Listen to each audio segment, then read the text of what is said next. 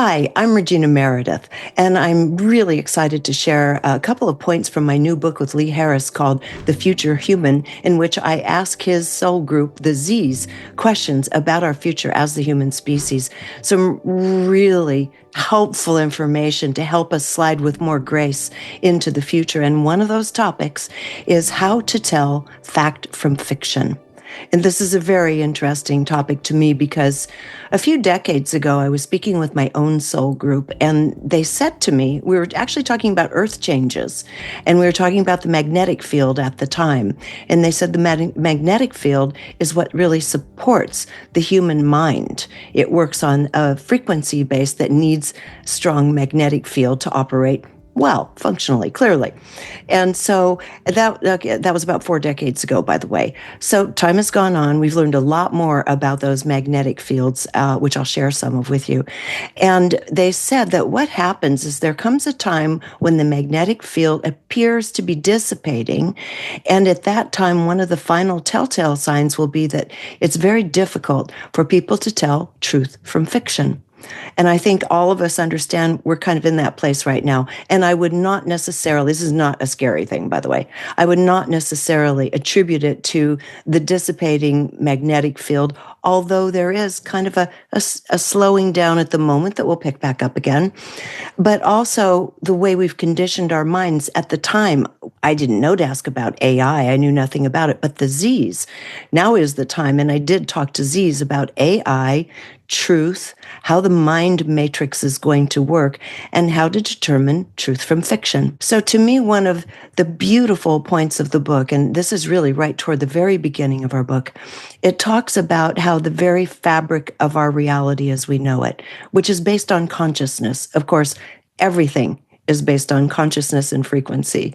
That's all there is. That's what I appear to be, a physical body, but if you could see me at an atomic level, you wouldn't see me. I wouldn't be here. Nothing around me would be here, nor would you, on a physical level. But through these incredible perception abilities and layers upon layers of energy fields, we're able to decipher the material world around us, including the human body. So what's interesting is that the mind matrix is far more expanded than anything we understand. You have a subconscious, which is essentially your very necessary library that follows you from one lifetime to the next, basically to keep you safe, to keep you alive. It's recorded everything, both the high moments and the traumatic, scary moments of all that you've encountered throughout your incarnation paths.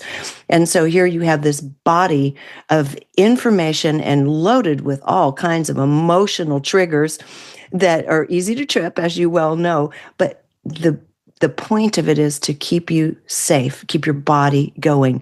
The other aspect of our being, the higher mind, the soul, which is they work together, it's not so concerned about our physical safety. It's concerned more with our experience, how we refine our frequencies, how we learn over lifetimes. So it's experience and growth and learning it's concerned about. And if your body should go away at any point in time, it's not a big deal to the higher mind, unless you have yet to learn a lesson or two wherever you are, because you're going to go on and do it again and again, maybe here, maybe somewhere else. Now what we have is we've gotten ourselves into a situation that has been augmented by the presence of AI, in which we have now been misinformed and disinformed.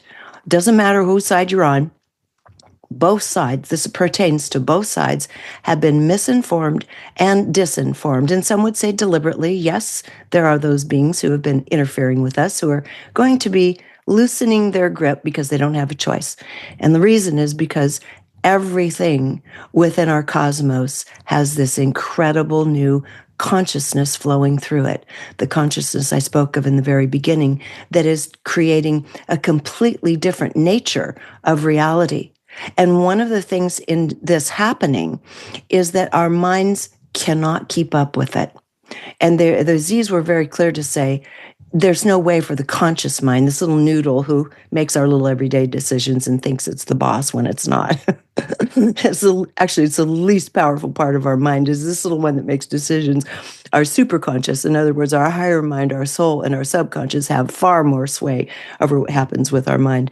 But nonetheless, as we come into this period, this little noodle here will not, that we become dependent on, will not have the ability to comprehend and keep up with the fierceness of the change that's happening. And I mean fierce in a good way. It's just happening profoundly and rapidly. So whenever we, our being, our body, our subconscious is confronted with change, we try to re-entrench in whatever it is that's familiar and comfortable to us. And this is kind of where the problem has come in. This has been taken advantage of. Messaging people that if you just stay the way it is, if you go back to the way we were, everything's going to be strong and good again. That's a lie. It's an absolute lie. It's the opposite of the truth. What's happening is the conscience coming in is absolutely demanding that we start stepping into our innovative and creative capacities to create a new world. I don't think anyone watching this is unfamiliar with the concept that we're moving into a new way of living and being. The human being is evolving. So this evolved human being is not going to be using this little part of the mind in the same way. In fact, my guides who, they're wonderful. I have received the best information from them over the decades, but they don't have a great sense of humor, no offense. But they tried to make a joke one time and they were telling me, the conscious mind is only there to keep you from bumping into things. And there was a subtle little chuckle inside that energy. I understood what they meant. So if you think this is just to keep you bumping into things, that is not sufficient for where we're going. Many things are folded into this new dynamic. And one of them, the most profound part, in my opinion, that's brought up many times throughout the book, The Future Human, is that the human being is an incredibly unique species because of our sensorial ability to interface with our world, this very, very high intelligence beyond our understanding and connection with all through the higher mind, and the soul is connected to all. We have all of those capacities. Some of us don't know we have them, but we do. Some people are already using them. Others are just now jumping on board and trying to figure out, how do I connect with my higher, more intelligent self that had a plan when we incarnated together. So here you have this physical vehicle with this sensorial ability to reach out into the field around us through the etheric body, and far beyond the aura stretches far beyond that in most human beings who are alive and vital.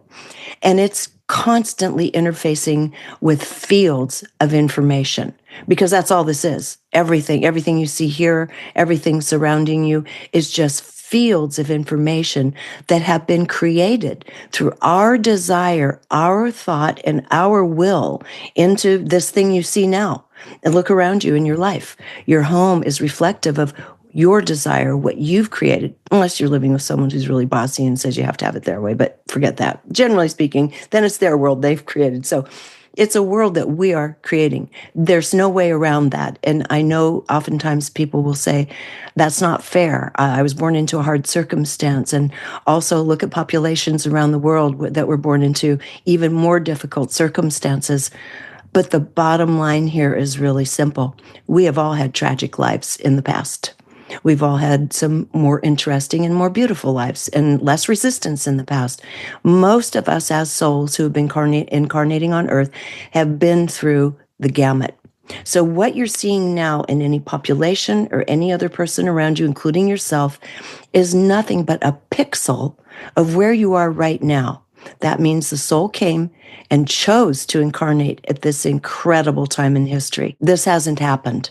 This is an incredible opportunity right now for us to really expand our actual intelligence, to expand our creativity, our hearts, and compassion. The new frequency is requiring it. It's demanding it. And if you try to do this game in the future without collaboration and compassion, you're going to fail. Nothing's going to work. That's how it will be coming up down the road. It's already starting. Some of you are already seeing the result of trying to re-entrench into old competitive ways and finding things aren't working for you. They're going to work worse and less in the future because this consciousness won't allow it. It's a consciousness that is of unification. And that's not to say, many people say we're all one, we're all basically one soul. The Z's would argue that point, and they would say, yes, we are unified in that we're in this field choosing to have this experience on Earth together, but each one of us is having a unique experience of what that means. Some people will suffer much more through the changes ahead, particularly those who choose to hang on to the familiar. Those who are much easier and have a lighter grip on life and can say, you know what, I don't know what this means, but I'm willing to go with it. I will flow with it. Those people are likely going to have a little easier time, and only you can kind of look at where you are on that scale and decide where you want to be on that scale. So going back to this vehicle, there's going to be this melding of the heart energy and the higher mind. And remember, the higher mind and soul, that has access to the unified field of information. It has access. It knows what your soul chose to incarnate to do here. It chose to either rest a little bit in this incarnation, learn something, or be challenged by something, or have some kind of experience, or maybe all of the above. But every one of us came in here at this time for purpose. We came here to witness and actually participate in one of the most massive shifts in human consciousness that has ever happened on this planet because of the sheer density of population compared to times past. So, one of the things they said about AI is, yes, it is coming. It's taking advantage of us, just through algorithms alone. And it's having you silo over here and then reinforcing that one little story and point of view over and over and over. I mean, there are people that send me stuff on Instagram, and even though it might be what I'm aligned with, it's the same thing over and over. So I won't watch it. I'll take a glance once and that's it. I'm not going to have some other algorithm and AI thinking for me and reinstantiating all of that into my aura. And so this is where it's interesting. The human heart has a brain of its own. It has intelligence of its own. And everyone talks about it. Everyone. I think almost every podcast now is saying, oh, it all comes down to the human heart and love. Well, that's what the Z's are saying. It really does. I had the privilege of being in an experiment where they had brain state technology electrodes on the head, on the brain of this person, and they had heart math electrodes on the correct regions in here so that we could register the response to stimuli and see what was responding most, least, first, and so forth. And interestingly, in this, and this is one little experiment, but I think science is validating it now anyway. This is probably 10, 15 years ago. The heart was responding to the stimuli before the brain was. So your heart is alive and well. It knows. And the beautiful thing about the human heart, it doesn't have the filters. Now, if your emotions get caught up in something and whip you around a little bit, say, oh, that hurts my heart. Yeah, but it's actually your emotions, the emotional body that you're really feeling, and you're feeling it in constriction in the chest, or if you're in love, expansion where all the colors are brighter. So the heart itself has all of its own energy, its frequencies and intelligence. And now they said that what's going to happen is so profound because our mind, what we call the conscious mind, and the higher mind above that are going to start moving into multi-dimensional mind, moving into collaboration with the heart. And not only that, they're going to be running through the heart. So you're reacting to something, you're thinking about something, instead of just kind of grinding it out up here as we've been doing, for many, many thousands of years. We did have high times in the early days of Atlantis and Lemuria where we weren't doing that, but we have been for long enough. Let's just say that's our reality now. So we're going to go back to a time when this heart starts opening up and sensing the information in its own way. One of the things I've been doing when I've been on other people's podcasts and chatting here and there is offering a little experiment. because it works really well. I find it works well. Now, it's not going to work for everyone. So if it doesn't work for you, don't worry. You're just still trying to figure out what it feels like to tap into the heart information. So what I have people do is just imagine something that's a little annoying. Maybe you're just feeling ground down a bit and annoyed. And something that you would not necessarily have the highest response to, but nothing tragic, just something annoying. Think about that. And sometimes judgment comes in because it may be someone else that peeved us off. And start allowing yourself, first of all, just take a breath or two. Breathe in a breath or two and out. Really, really simple. And keep that thought in your noodle here. And then after you've breathed a little bit, drop it down into the heart region. Just let it drop and sink into the heart. That same thought. Now, if you're able to do that, you will probably notice that that thought has softened considerably. Where there was judgment, there might be acceptance. There might even be a sense of humor. It's not so tragic. This little annoyance is not even worth noting. This is what the heart does because it doesn't have the filters of the subconscious mind/mind or conscious mind. That is being programmed all day, every day, particularly if you watch a lot of media. You're so programmed. We all are. So now, if you're trying to run something through the mind like that annoying thing, it could bring in 1,000 different thoughts of what someone else has said, and it's going to go through that filter, and probably not the most generous outcome to that thought. But if you run it through the heart, it doesn't have those kinds of filters. It's feeling the information in a very pure sense and then gives you back its intelligent perception and analysis of the situation. Believe it or not, it will kind of show you what it's all about.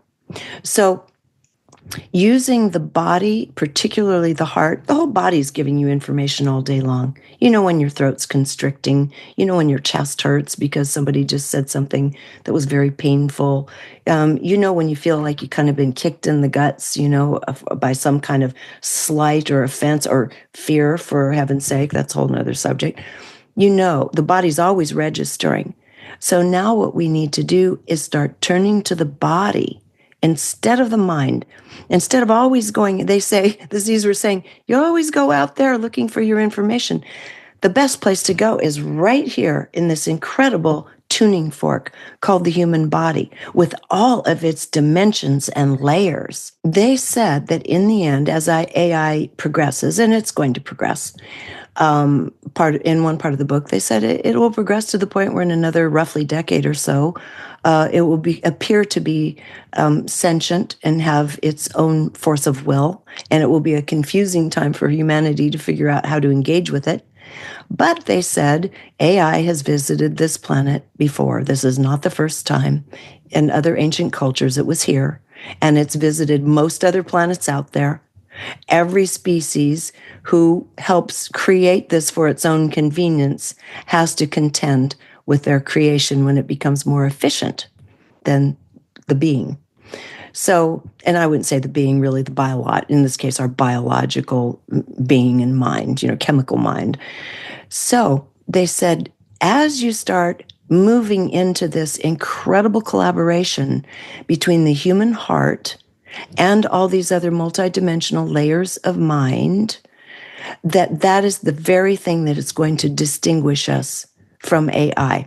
AI can never do that. It can never respond in those organic ways. It doesn't have the ability to sense out into the world the way we humans do, and to know it's really our collaboration with mind and heart that's going to keep us this incredibly unique species that we are. And I've been told this by many groups of souls, and I'm sure you've heard this many times, that if you don't want this body, there are others lining up for it because this is the most interesting game in town. We're an ultra pasteurized, hybridized species that has a certain amount of coherence in that we all look like human beings. But there are many other kinds of beings that are starting to incarnate also at this time to bring in their knowledge, to experience earth through this new energy field that's coming in through this new consciousness. Some will be coming in to bring perhaps even technologies that we really need right at a time when we're able to develop them and utilize them. So they may be from somewhere else. And he said, the Aziz said, be aware that in the future, the spectrum of how we appear to and feel with one another is going to be more divergent than it is now. So, in other words, someone else's emotional bodies and what triggers them, they did liken this to people on the spectrum and autism a bit, but this is beyond that, that will have different energy signatures depending on where that soul has incarnated from, because this might be their first go round on Earth, and that could be quite confusing. Others are staunch and they're ready to take it on. They came here to do a job and may not seem to have a lot of registered emotions that are warm and fuzzy for us. But that doesn't mean they're on the spectrum. They might just be different. They said there will be some changes in the appearance of beings as well as we go along into these new frequencies. But mostly it's the way we feel. They couldn't highlight enough, and I couldn't agree more, and my soul group has repeated this to me for decades. It's not really what we think about anything. After all of it's distilled, it comes down to the truth being found in our feelings about it. That's why dropping this thought, this little edgy thought we were talking about, down into your heart modulates and changes the actual feelings around it. You have a very distinct, clear comprehension and feeling coming out of it that's more coherent. And that's the thing. The heart is coherent that way. So you don't have these conflicted thoughts. Once you drop it down into here, when you have a lot of conflict, that's all parts of the mind just arguing with each other. Parts of the subconscious saying, no, don't go there. You remember what happened last time. And the other part saying, yeah, but things have changed. I think it's different now. This part over here. So I'm going to give it a try. And you try to do it, but you have a stomach ache and then you get sick. And it turns out you can't even go to that meeting after all. That's how the mind works. But if you took the precaution of just dropping it down into the heart, and listening, sit quietly for a moment and listen. Does this feel right? Does this feel right for me? Let your body, let your belly, let your heart tell you, this feels right.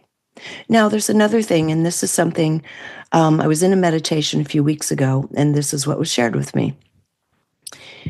It said, part of the problem with being able to decipher truth, which we already talked about, is that people are in fear. And when you're in fear, fear overrides everything else. You're going to have all kinds of filters, and fear is not for us. As the Z's said, fear is a perfectly normal state if you're encountering something of a traumatic nature, for example, something that needs to be engaged with immediately and you need to respond to. Fear is appropriate. It'll keep you safe. But people now across the world are living in perpetual states of fear, most of which does not come from us, or doesn't come from humanity. It was introduced to this planet by the others who've been interfering with us, who are not going to be doing that much longer, as I've said. So they have tried to, and you see this when I was a news anchor, it was called If It Bleeds, It Leads. And that's still what we're doing. Even these spiritual sites and spiritual podcasts, big dramatic headlines, end of the world is nigh, and yellow and black and exclamation points. That's based on that thousands of year old paradigm of fear to grab attention, to get your share of the pie. We need to stop doing that. I mean, I'm big on this one right now. We need to stop doing that. We're here because we're trying to foster an uplifted state in our own lives and share that with others. And we're here to be creative. We're here to solve problems and be innovative. You can't do that in the face of fear. It doesn't work that way. Being in chronic fear, whatever you have to do to stop yourself from it, if you can read those headlines and it doesn't bother you, it's just like, whatever, that's fine. But a lot of people, they register it in their gut. You read this headline, the end is near, and click, the bait worked, you're in it. So, and usually the message doesn't have anything to do with that. So we need to be more discerning when we're clicking through what clickbait we choose to engage with. We need to be more discerning. That's on us. But the message itself was saying, because of this fear, we'll click on it. We will go to the familiar sites that are going to reinforce our own point of view. And then we can cling to that, just like I talked about toxic tribalism in another commentary. We're going to cling to that because we feel safe. And in this message, it said, yes, there is the perceived strength in numbers, but that is not taking you to truth. And this, I have a big bone about this. Ultimately, we need to be trying to search for at least our own truth within and not letting these outside influences tell us who we are and help define us into where we go, who we associate, who we block, and so forth. So they were saying, they or I, in a meditation, it just flows through. It was saying, if we could have the courage to just be still with something. So we're being introduced to a new concept, new information, maybe something contrary to what we've believed before. And if we can just take a beat, and sometimes a lot longer than a beat, and just say, hold on a minute. I don't know how I feel about that. But we're using ourselves to feel. We're not saying, oh, well, these people over here, I like them, they believe that way, so you're going to cling to it for your security so you're not in fear anymore. No, they were saying, don't do that. Stop, be still, allow yourself to be comfortable with not knowing the answer. Now, that's a scary one for most people. Most people, if you're into New Age stuff, you get your dowsing rods, your pendulums out, you do anything to find a quick answer to anything because it's just unbearable to not know. Well, they said, if you can get comfortable with not knowing for whatever period of time, then just step back a bit and let life, evidence, proofs, new information show itself to you. Then bring that in. Filter that down through the body with the original thing you were responding to. Allow yourself to feel the new information. And again, bringing it down into the heart, ideally, even into the belly. It has the stomach has a lot of knowledge. It knows right from wrong. Bring it all in there, okay? And then sit with it and see if you have an organic answer that's all yours, that's not programmed by anyone else.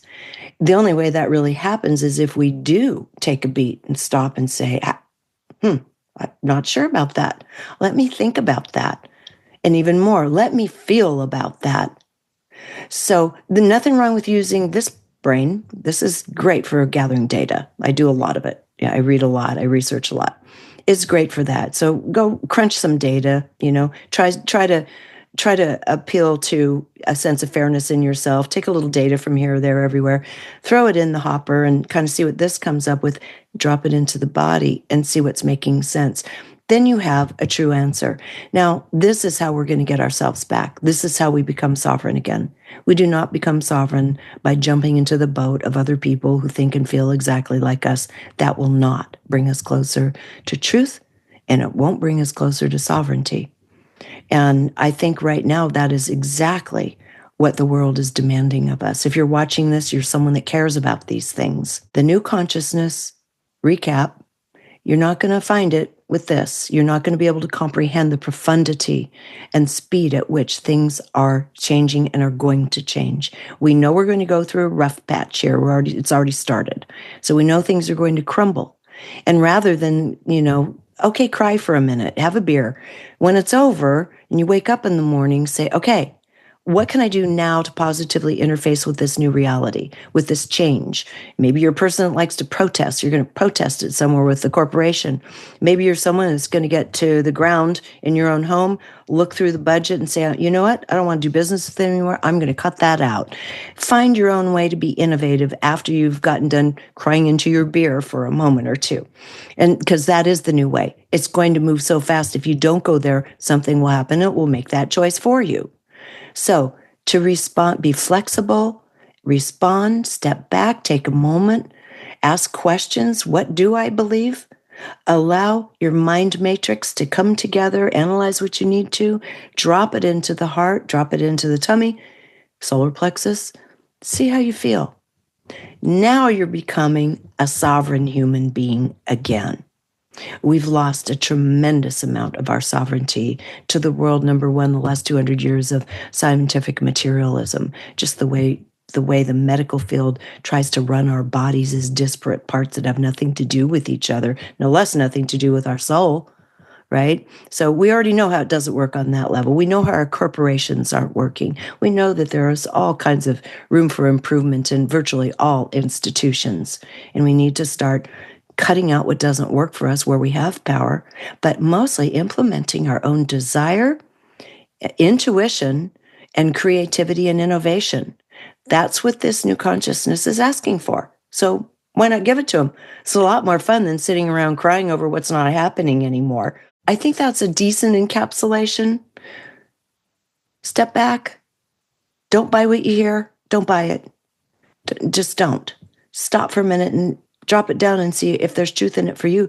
Your belly's really good at knowing if something, it has a sense of kind of right or wrong on a very elemental way too. And just see, does that feel right in me?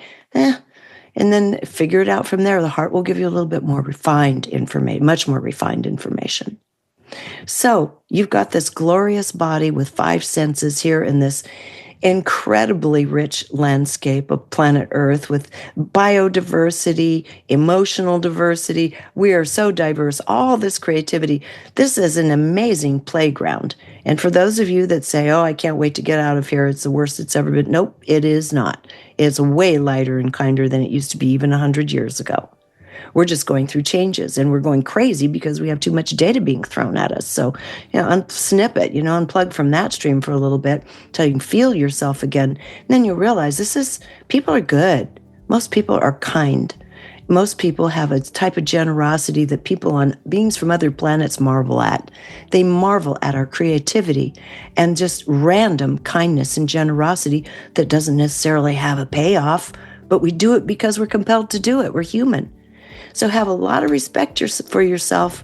You're a human being. You chose to incarnate in an incredibly crispy, crunchy, exciting time on Earth. And so just allow yourself to be okay with feeling a little out of sorts and not knowing for a little bit. And then slowly start making your choices based on your soul speaking down through your body. And then you start finding your truth again. Thank you so much for joining me on this. And if you'd like, you can swing by my site. I have some other commentaries and interviews, reginameredith.com. And of course, you can always chip in, help me pay the editors and my assistant by joining Patreon.